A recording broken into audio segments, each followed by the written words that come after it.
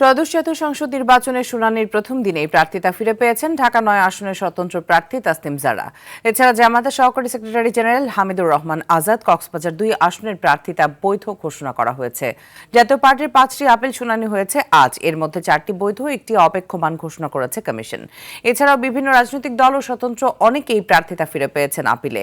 শুনানি শেষে প্রার্থিতা ফিরে পাওয়ার অপেক্ষমান তালিকাতে রয়েছেন মুন্সিগঞ্জ-৩ আসন থেকে বিএনপি মনোনীত প্রার্থী মহিউদ্দিন নাম।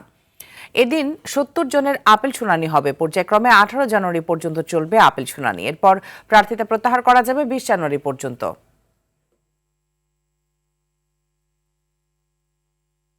আমাদের বক্তব্য শুনেছেন, জনাব মহিউদ্দিনের পক্ষে যিনি ছিলেন তার বক্তব্য শুনেছেন।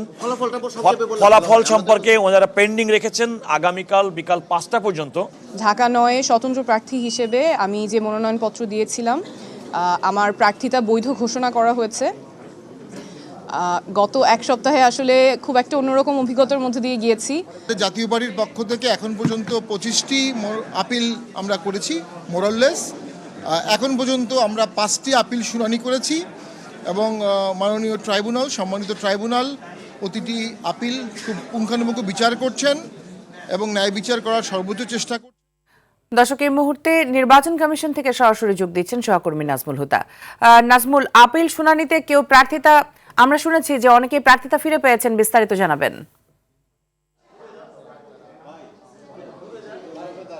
মিতু, ত্রয়োদশ জাতীয় সংসদ নির্বাচন ঘিরে যেই আপিল শুনানি চলছে, আজকে আপিল শুনানির প্রথম দিন এবং প্রথম দিনে দুপুরের আগ পর্যন্ত 36টি যেই শুনানি মধ্যে 36টি শুনানি হয়েছে ইতিমধ্যে দুপুরের আগে, এবং পরে বাকি যে 70টির মধ্যে বাকি যে 34টি সেটি শুনানি হবে। এবং এই 36টি শুনানির মধ্যে 26 জন বৈধ হয়েছেন, আর বাকি যেই 10 জন, এই 10 জনের মধ্যে 6 জনকে অবৈধ ঘোষণা করা হয়েছে। পাশাপাশি যেই 4 জনকে অপেক্ষমান রাখা হয়েছে, এগুলো হয়তো আগামীকাল এগুলোর যে এই রায় সেটি দেওয়া হবে। ইতিমধ্যে আপনি জেনে থাকবেন যে আজকে শুনানির প্রথম দিনেই স্বতন্ত্র প্রার্থী হিসেবে তাসনিম জারা তার প্রার্থিতা ফিরিয়ে দেওয়া হয়েছে। তাকে এর আগে যে 1% ভোটারের সমর্থন প্রয়োজন ছিল, সেই সমর্থন প্রয়োজনের সেই দৈব চয়ন পদ্ধতিতে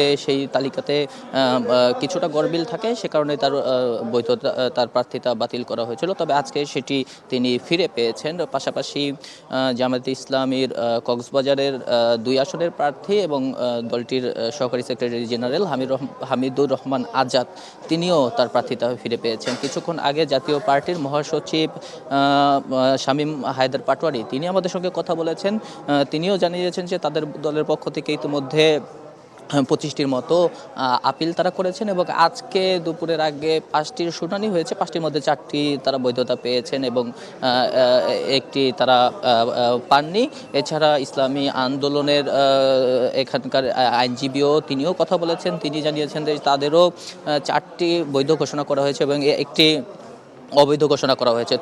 তো এছাড়াও খেলাফত মজলিস সহ বিএনপিরও প্রার্থী একজন এসেছিলেন, তার রায়টি হয়নি, সেটি অপেক্ষমান রেখেছে, কালকে হয়তো তার রায়টি পাওয়া যাবে। তো এভাবে 18 জানুয়ারি পর্যন্ত এই আপিল শুনানি চলবে এবং আপিল শুনানির পরে 20 ফেব্রুয়ারি পর্যন্ত প্রার্থিতা প্রত্যাহার করতে পারবেন এবং 21 ফেব্রুয়ারি প্রতীক বরাদ্দ দিবে এবং আগামী 12 ফেব্রুয়ারি ত্রয়োদশ জাতীয় সংসদের ভোট গ্রহণ অনুষ্ঠিত হবে। মিতু, ধন্যবাদ আপনাকে।